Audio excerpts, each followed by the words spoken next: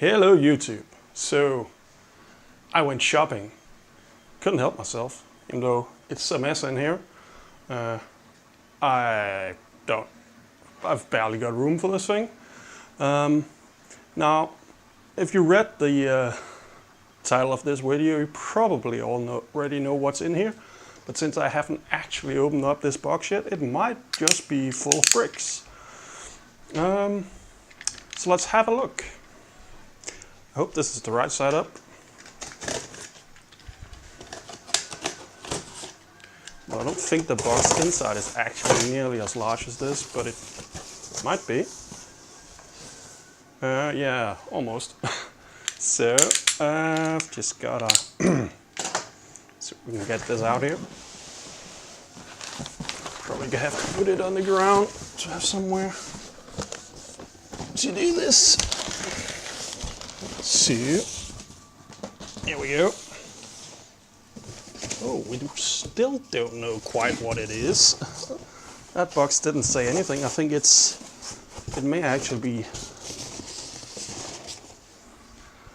a box within a box within a box here. I think we've got it the wrong side up, so let's just fix that. At least all the labels seems to indicate that. And cut on this tape here and the top, and here we go. Okay, so no more boxes. So I don't know if I can catch this on video. Probably can't. Oh, the angle won't allow it. See, is there any clue? Yeah, there's a clue. If we focus, can you see that? Move a little bit closer. It says Monoprice. I don't know about the focus on this. Okay. Maybe it's okay. It says Monoprice. Now, since it doesn't really say, I don't think it says the model or anything, not in big letters like I was hoping, but what it is, it's Monoprice Maker Select Plus. It doesn't say anything where. And so it's a 3D printer. Now, I've already got a 3D printer, and you might be able to hear that in the background noise of this video. I'll try to lower the noise as much as possible in post-production. But let's just see, it's up there and it's quite busy. And again, it won't fucking focus. There we go. That's a Wanhao Duplicator i3 Plus. So what I've bought here is in fact the exact same thing. So why would I do that? Well, because, well, I've also got that thing. That's apparently a CTC 10570, I think. And that is it's a piece of crap. Now, I could have bought the new Ender 3. You know, that's the thing to get if you want a cheap printer these days, right? Well, I thought, you know what? I've already got the i3 Plus here, and I think it's a great printer. It might not be the best in the world, but for the price, I paid about 300 euros for this. It's a damn good printer. Now, the Maker Select, it's just a rebrand of the same printer. So the thing is, I know, first of all, you might also have seen that I've modified that other printer quite a lot. I know what mods to put on this to make it good. I know how to maintain it and so forth. I just want a printer and not a workhorse, so when I figure out some new big project that I want to do, I can just reuse the same G-code and everything. It's going to have to slice things twice, and then if it's multiple parts, I can just simply start both printers and off we go, and we print twice as fast, in theory. So it's not so much, it's more about producing stuff than it is about playing around with 3D printers, because I've already done that, and it's the novelty of it is kind of over for me. I just want something that works and can work all day long, 24/7 if needed. And if something goes wrong, I know what to do to fix it. Yeah, so with the limited space I have here, I think I need to get this out of the box, and then I'll be back to you to show you how to put it all together. It should be very straightforward. When I put together my Wanhao, it was like 20 minutes maybe before I had it up and running, and that was the first time I've ever touched a 3D printer. So I'm guessing I can do this in 5-10 minutes if nothing's broken. So once I get this out of the box, I'll be right back.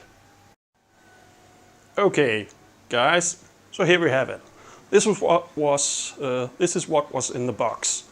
I've got a manual, quite decent manual, printed and everything, you know, not like these cheap printers where it just comes on the SD card and sometimes it's kind of broken, you know, Chinglish stuff. We've got an extra built plate, built tack type of thing. It's got a bit, let's see if it will focus on that.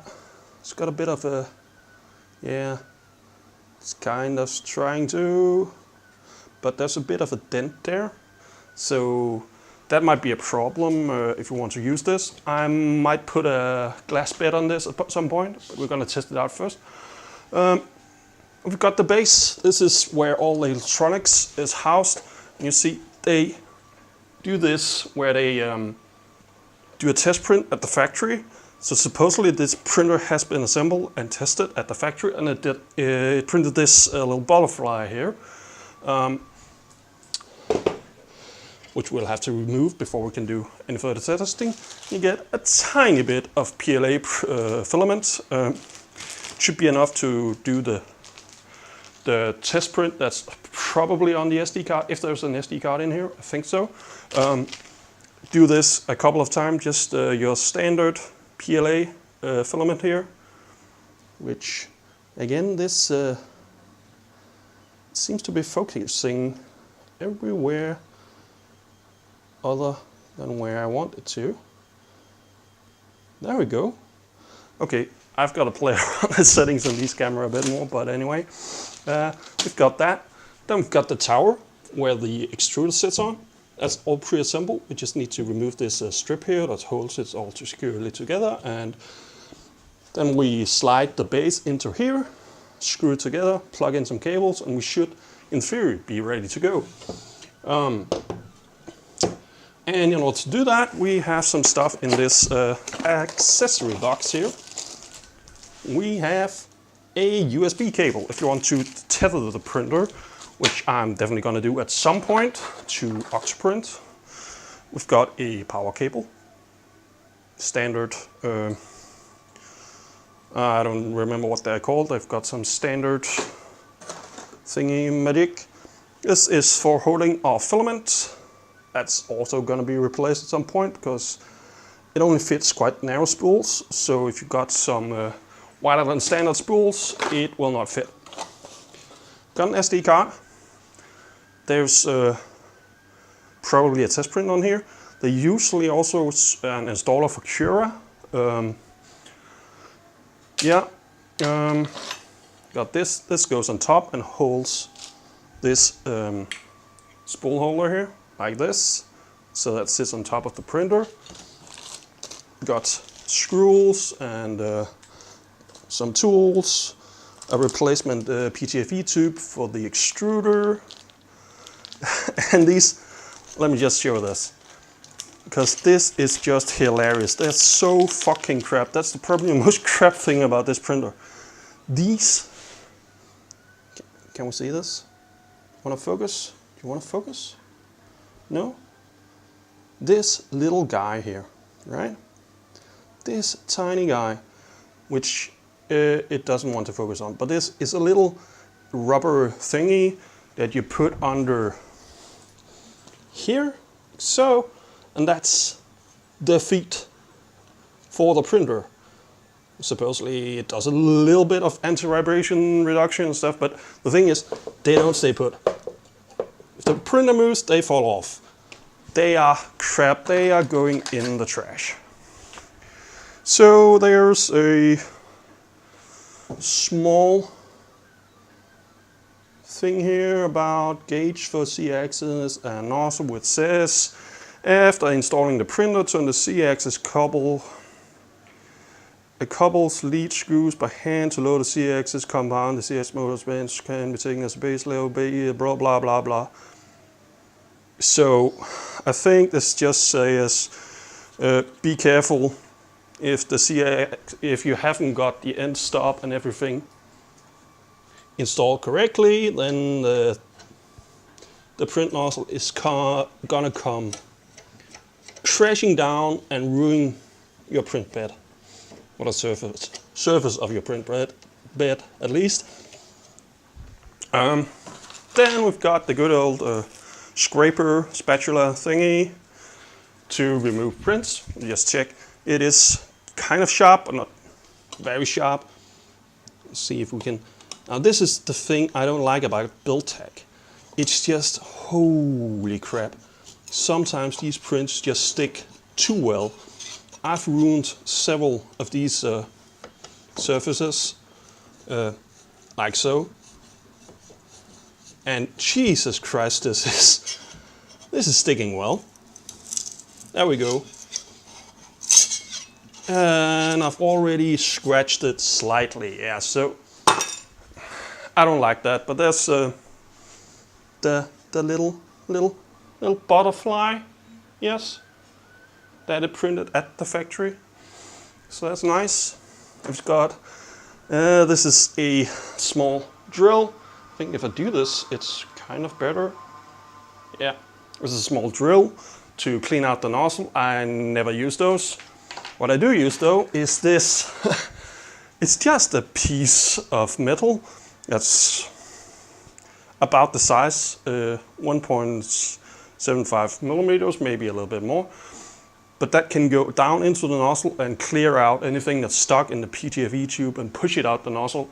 So that's what I use if I have a clog, usually, other than doing the usual pulls and so on. So, you want to focus? No? Focus on the bed? No? Okay. So, this is what we've got. Now let's just check my time here. I'm going for, I've got 13 minutes. Can I put this together in 13 minutes? Do I have to start a new clip? Maybe I can. Let's try it. So, first of all, let's get rid of this quite heavy duty wire strip here. Carefully, we don't want to damage anything before it's even put together. So, away that goes.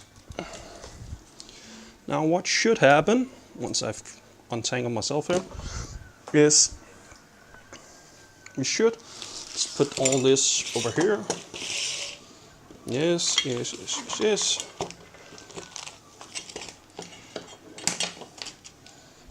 And the print here, that goes in the trash, I don't care about that. So, what we do here is quite simply, that might be too low. I might have to actually move this up by hand, kind of like the instruction said before this. Otherwise there probably won't be room. It seemed a little bit low here. So now should be able to just slide the base through here. It's a little bit of a tight fit. Same thing with my Wanhao, but oh shit, I dropped it.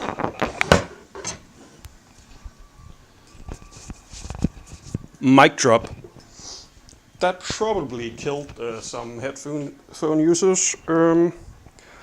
Yeah, I'm sorry about that. I'm very sorry. Let's reattach this. I think I'm gonna try it from the other end, because otherwise we have to go past where the cables stick out and stuff, and that's probably not a good idea.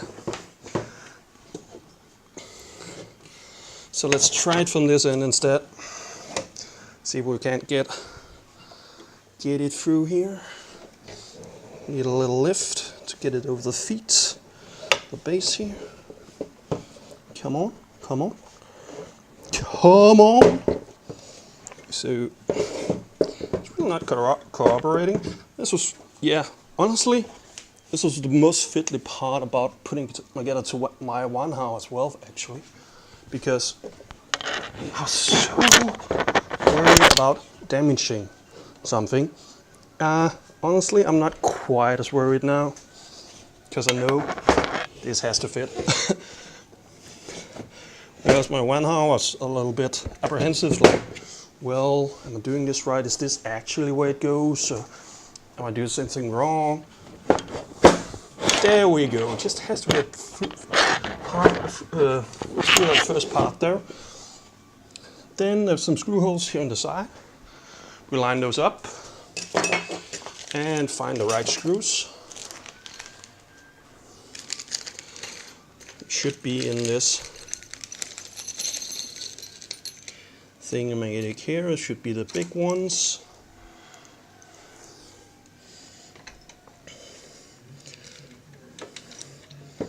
So that's a bit annoying because you can't actually quite get to. This is too short. This is too short to do that. Let's see if I haven't got some tools that'll do that. Tiny bit easier. Just looking, I had my iFixit kit right here like an hour ago. Now I can't find it. God damn it. Okay, let's do the authentic experience here and use the tools supplied. So you may have to adjust this up and down slightly to get it to line up perfectly. There we go.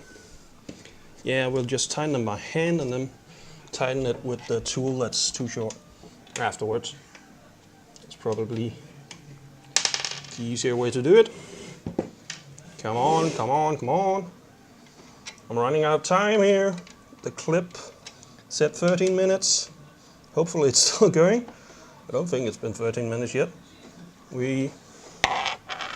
Oh, and my mic scraped against. That probably sounded bad again.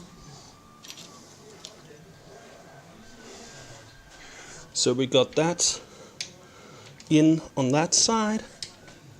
Let's just check. It's supposed to be there, and I'm sweating like a pig because it's way too hot here in Denmark. It's been way hotter than it's supposed to be in Denmark for the last like 2 months almost. I mean, we're Vikings.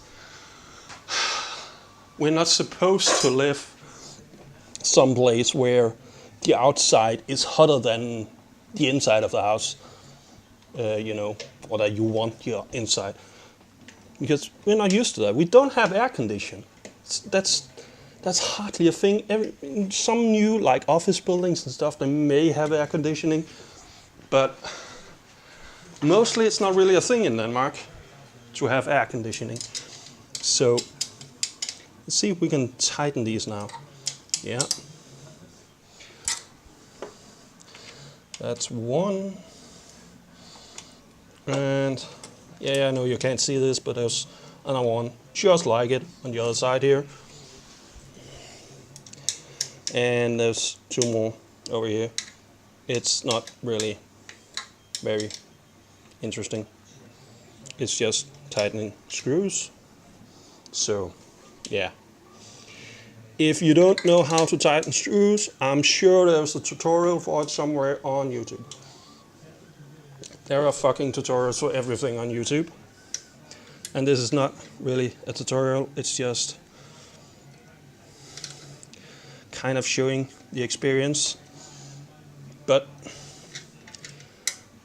other than that, I'm looking at this printer a little closer here while I'm tightening these, and it looks exactly like the Wanhao. There's not one different inside. other than the branding. But other than that, it's just they are identical, as I said they would be. So we've got that.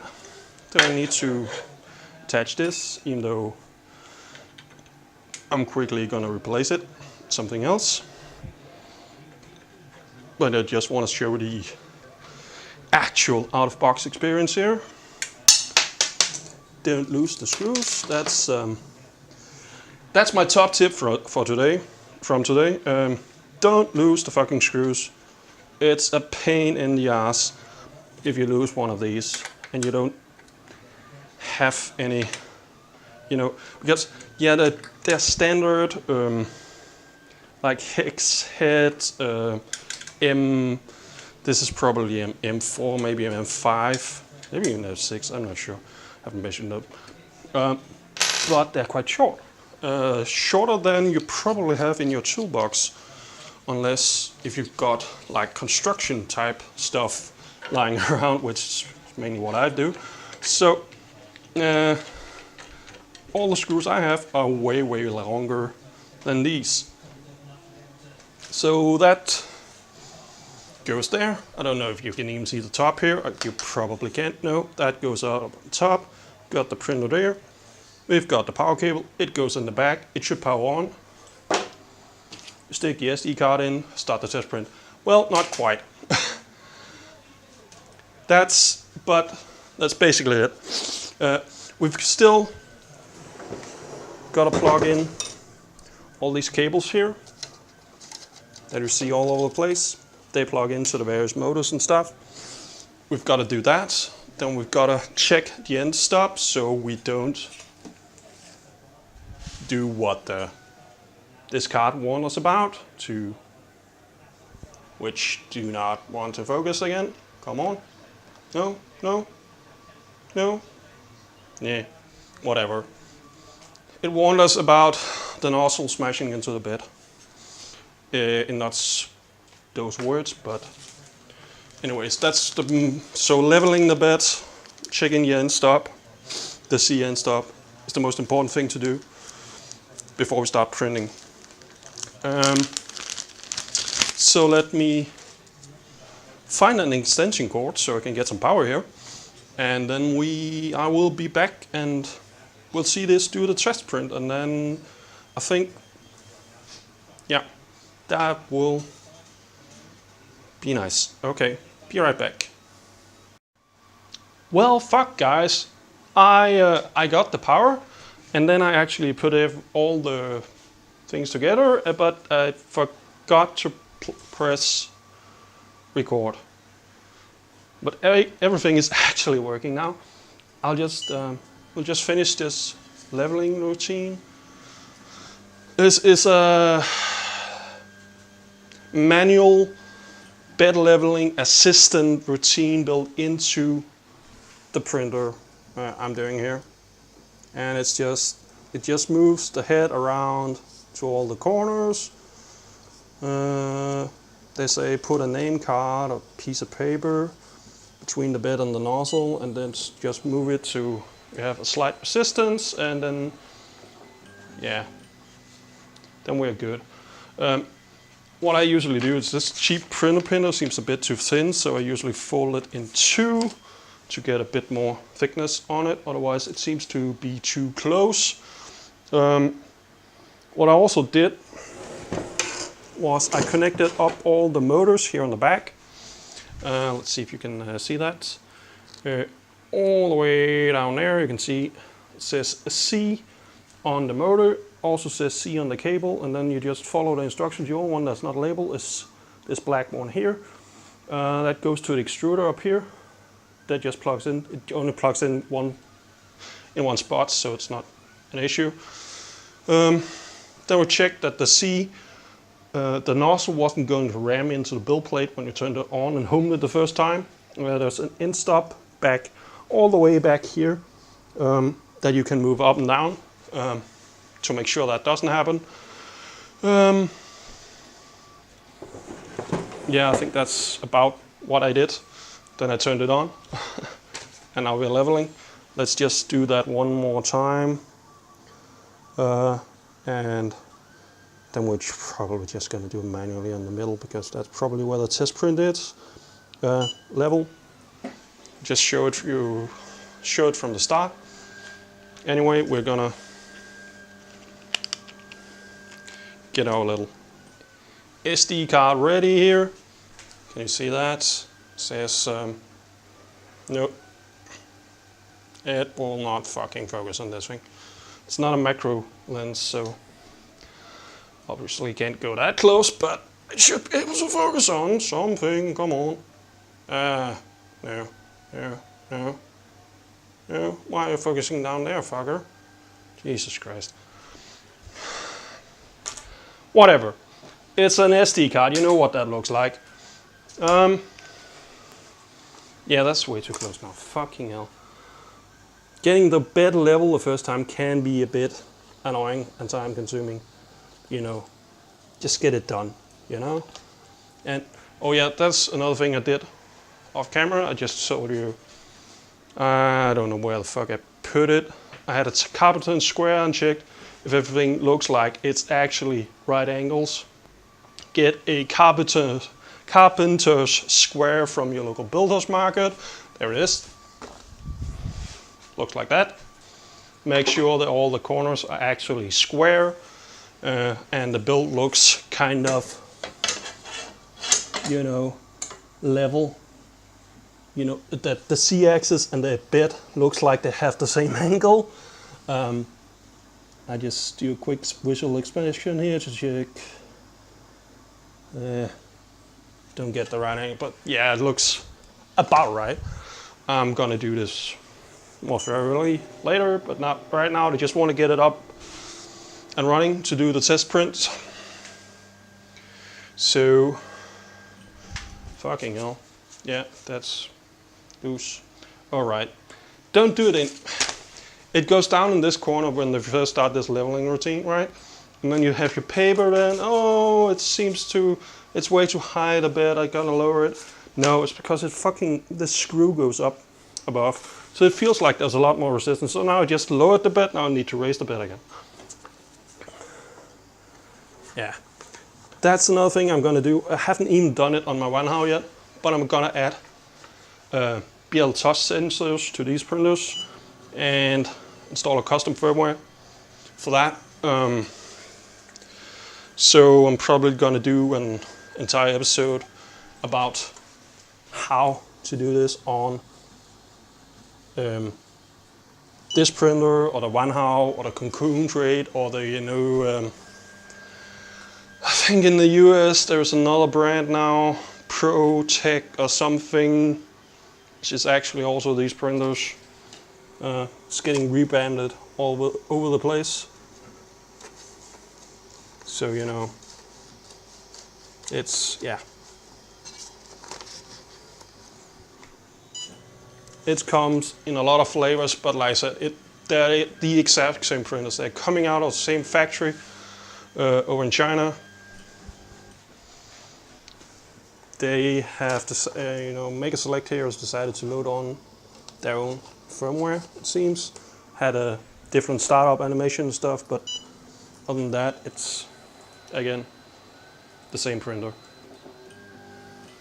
Now, I don't want to fool around with this anymore, so what I'm gonna do, the test print that's on the SD card is probably just gonna print right in the middle. So let's just make sure that the middle is about right. So we can go in here to move, just show that again.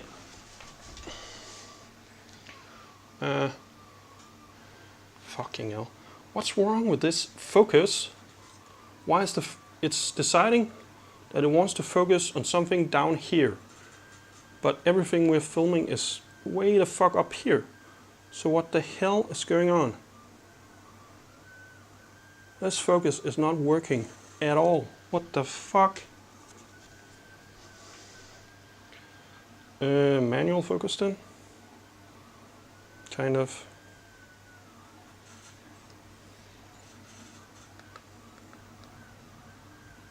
There we go. We're gonna focus now?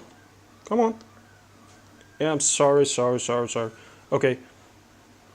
it's got a move menu. It's pretty self-explanatory. You can move the different axes around. So we're gonna move this to roughly the center of the beds, which is right about there. Then we're gonna home the X or the Z axis, the Z axis. Then we're gonna check. Yeah, that's way fucking too high. So we're just gonna lower fucking everything. Fuck it.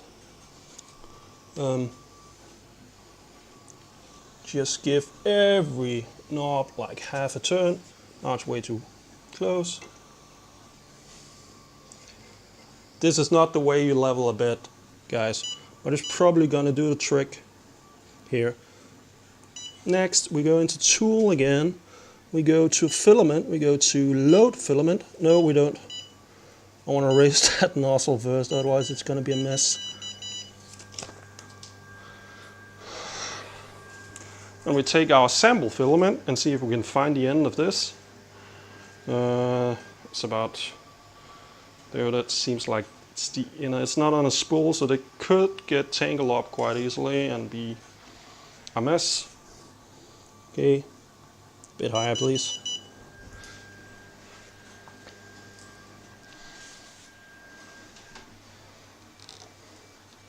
This is still not.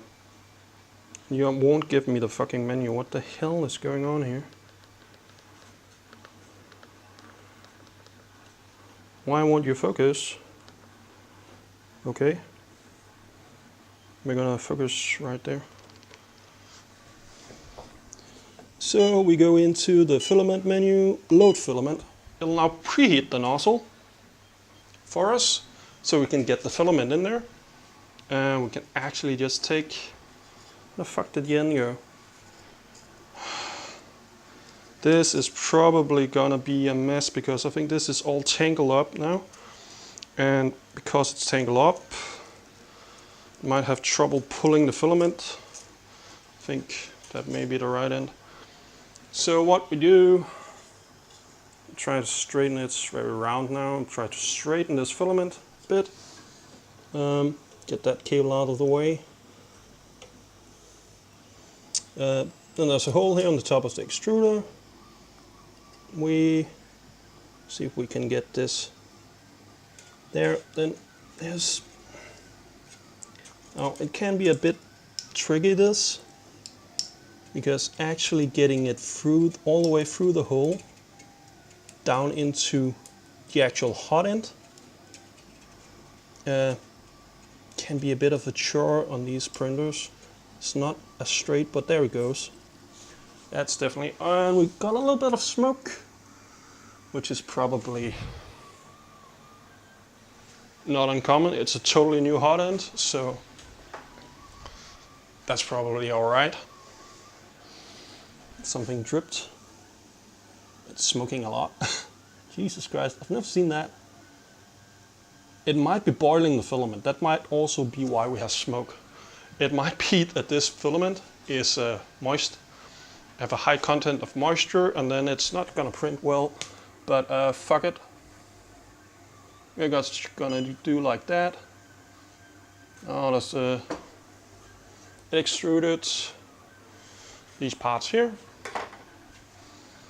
Let's see where to put the SD card. Stick the SD card, goes in on the side here. We also got an USB port on the side here. Can you even see the side? No, we can't. Down there we have a slot for the SD card. There we also got a USB port.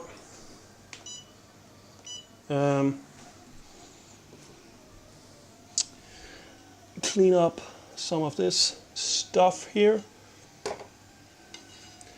and actually, just to be nice to this printer, if I can reach it, I'm gonna take some rubbing alcohol and a cloth,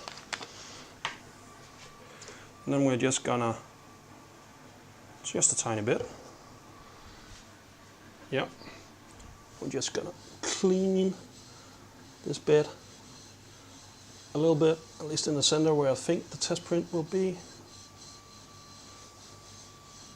Now be careful, that nozzle is hot right now. Be aware of that. The nozzle is hot. It will be, in this case, it heated up to 190 degrees, I think. So you don't want to touch that with your bare hands, or anybody else's hands for that matter. To start a print, the menu says print. We go into print.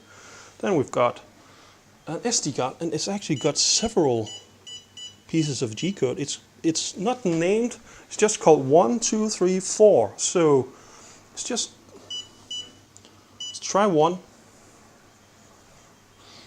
Now what it's gonna do, it's gonna heat the bed to 50 degrees, and after that it's gonna heat the extruder to something else, which I don't know yet.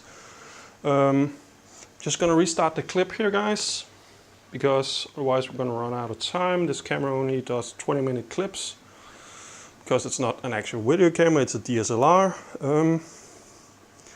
Yeah, but while this is heating, I'm just gonna stop this clip. So we are almost ready to print here. The bed is at 50 degrees Celsius, and the extruder is going to 195. And while we're waiting, I went and got a little product placement here. Good old Carlsberg to pass the time. But we should see this starting here in just a few seconds. It's almost there.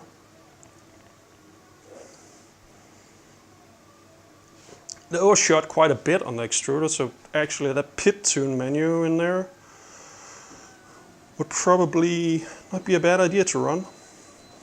So what I like to do when I start a print, it tends to leak a bit of filament, you know, while it's getting hot, but not actually doing anything. So it's just oozing filament.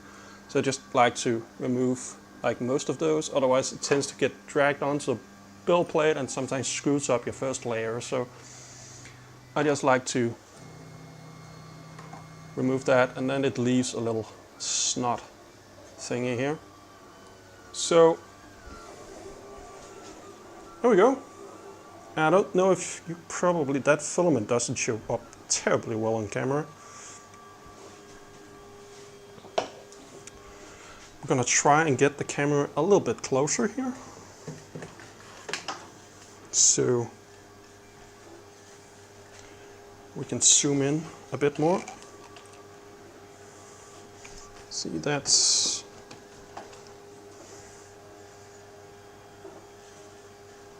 about as close as it's gonna get.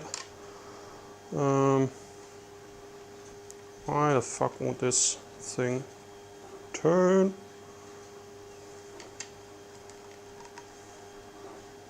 Yeah, you can kind of see it now, except now the fucking focus is off again. There we go. There we go. So I don't know what this first G-code here is, but it looks like it's building a raft. So yeah, I have no idea how big this print is or what it is printing or anything, but you know what? I'm going now. When you start a print, it shows a print menu. I won't move the camera again to show you, but it has a button called DEB dip. I'm not sure what that means, but it has some parameters. You can boost the print speed, you can adjust the temperatures and the fan speeds and stuff while it's printing. So as soon as it's done with this raft, I'm just gonna push the printing speed to like 150, maybe 200%. I don't know how conservatively this was sliced. So I'm just gonna push it so we don't have to wait all day for this to finish. I'm probably gonna speed it up in production anyway, post-production, but just so I don't have to wait here, because otherwise, if this is like a semi, it actually might be the fucking butterfly. Does that look about right? It seems like it's scaled up a tiny bit, but it looks, I think it's a butterfly. If it turns out it is the butterfly, then I'm gonna stop this print and try something else. Because that's boring. But what I was supposed to, about to say was, well, if I have to stand here and wait for, you know, like 3 hours for this print to finish, then I'm gonna be drunk by the end of this video. So, and since it's the first run, I'd like to keep an eye on it. Yeah, so it's still building rafts. Let's just have a look at these stickers here, which is kind of, what the hell? Yeah, my tripod doesn't want to let me move.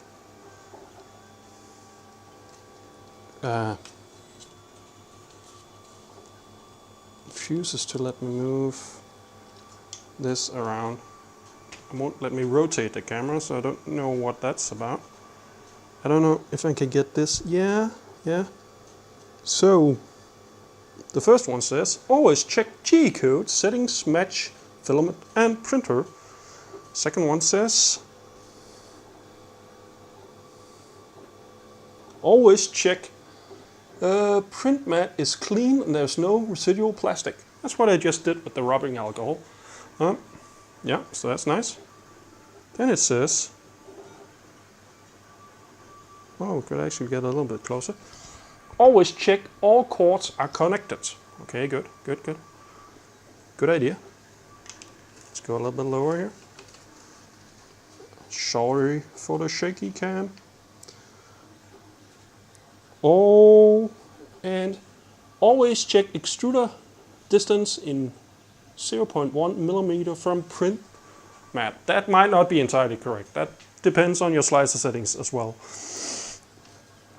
And the last one says, always check print bed is level. Good.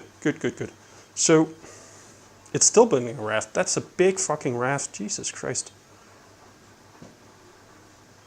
And that print filament doesn't really show up too well. It's semi-transparent. It's not really white.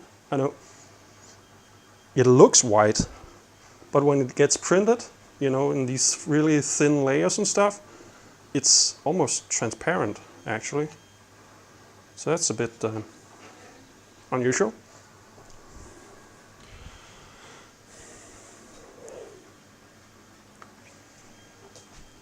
Jesus Christ, this is taking forever. Okay, let's, that printing menu, print speed, let's see, 150, 160, 70, 80, 90, 200%. Come on. Should see it speed up in within a few seconds. What happens here, it doesn't actually speed up right away because it's buffered some of the G-code. So it's not only when the buffer is empty, it will actually speed up. In theory. There it goes. Now we're running 200% speed. Because that other stuff there, I was taking way too long. Jesus Christ. Okay, while this is printing, I mean, you saw it, okay, it took more than 5-10 minutes to get this up and running, like I said. But max an hour to get this out of the box and up and running. And this, it's a printer I would really recommend, you know, because I know it works, but maybe it's just because I know to fix the problems it has, because it's not a perfect printer. But what we're going to do, I'm going to make a series of videos about this printer and the Wanhao I already had. That's quite heavily modded. I think, first of all, we're going to compare these two. Since it's the same printer, we can use the exact same G-code on both printers and get exact comparisons of what is this printer like with mods versus no mods, you know. that's gonna be the step one. Then we're gonna start modding this, because then I can kind of go over all the stuff I did to my Wanhao. You know, I can show it step by step, doing it to this one. And then I'm also gonna do some stuff that I haven't done to the Wanhao yet, like changing the firmware to, I don't remember what it's called. There's a custom firmware out there for the Wanhao and Maker Select series and all the Plus models. You'll see it when I make the video. And we're gonna add BL touch sensors for auto bed leveling. Maybe I'm gonna interchange this hot end, because I'm actually just running the original hot end on my Wanhao. I haven't upgraded to like all metal hot end or micro swish, whatever. And that's mainly because I don't really care. Like 99% of what I print is in PLA, so it doesn't matter, to be honest. And you should, even with the stock hot end, you should still be able to print like PETG, okay, without, you know, exceeding the temperature limits of the PTFE tube and stuff. You should be able to print print that. The only thing that's really out of reach is maybe ABS, because then you're kind of risking burning that PTFE tube inside the hot end, and not only will it probably clog the printer and stuff, but it'll probably also, well, it might make you sick, because that puts out some fumes and stuff that you shouldn't really be breathing in. So, yeah. Now, one thing I've noticed here, we haven't actually seen the part cooling fan to just the left here in the picture go on yet. So I'm kind of wondering if that's not in the G-code at all, or if it's just while it's still building a raft or something, or maybe it's still building something, but it does look like that butterfly.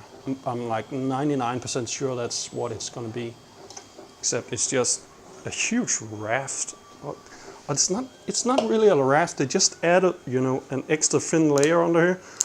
But what happened? Well, it comes off like a raft on this one they printed at the factory. It just comes off like a raft. So I don't know. Maybe it is a raft. But it's a huge fucking raft. That's up to like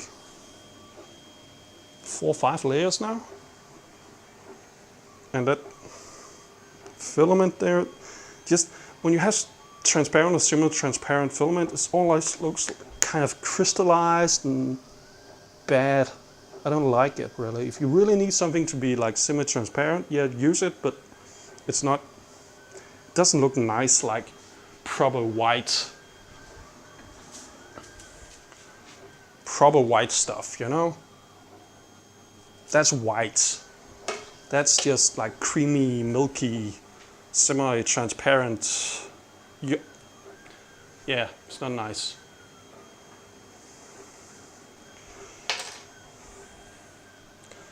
Anyways, I'm gonna probably print a few of these test codes. I'm just gonna be printing until the test filament up there runs out. And then I'll throw in a few pictures of the finished product at the end this video, and then the next video in this series we're gonna start modding it. Oh well, actually we're gonna do some direct comparison, you know, same G-code on both printers, printing it at the same time. What's the difference? And then we're gonna start some modding. So hit that like button, subscribe button, all that stuff if this is something you want to see. And if not, well, take care and have a good life.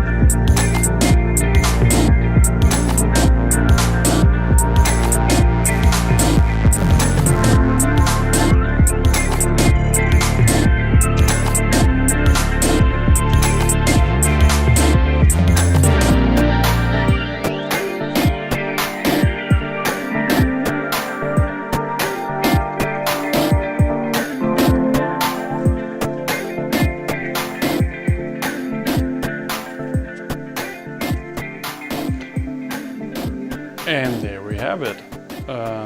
I know I already kind of did my outro, but now it's about 4 hours later and quite a few beers later and 3 prints later. Now there was 4 test G-codes on the card. Only printed 3 of them because let's zoom in up here.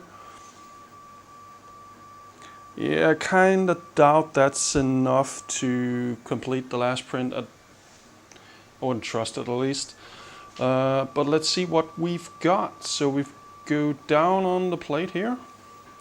First up we had the butterfly that you saw I finished the episode with. That was the G-code just named 1.G-code on the card. Next up we had a small chair, actually. That was 2.G-code on the card. Finally we had some sort of bird, a swan maybe? A swan probably. Let's just pick that out there.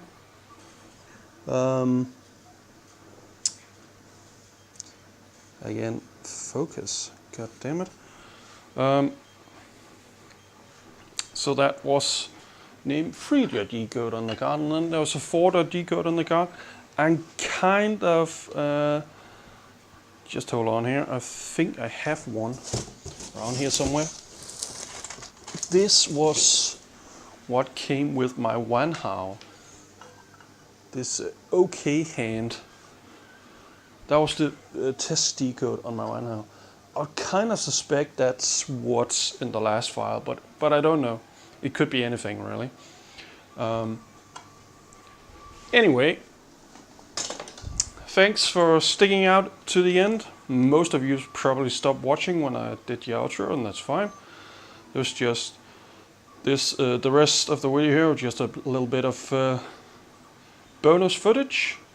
And yeah, like I said, next video we're gonna put this printer really through its paces, not do this test G-code, because that's been sliced to print pretty much correctly under any circumstances. It doesn't matter really if how badly you've set up your printer and the leveling is off. That's why they use these stupid rafts. Then leveling doesn't matter quite as much, and it runs really slow. I've printed all these at 200% speed, and the only one that's got a little bit of issues is the swan here. If we can get it to focus, if you look down at the wings here, you can see there's a bit of stringing going on there in between the wings. But other than that, it's yeah, it's pretty good. This looks, the chair looks like it could use a few more layers, outer shell layers and top layers and stuff, because the infill's kind of showing through. But anyway, that's it. Take care.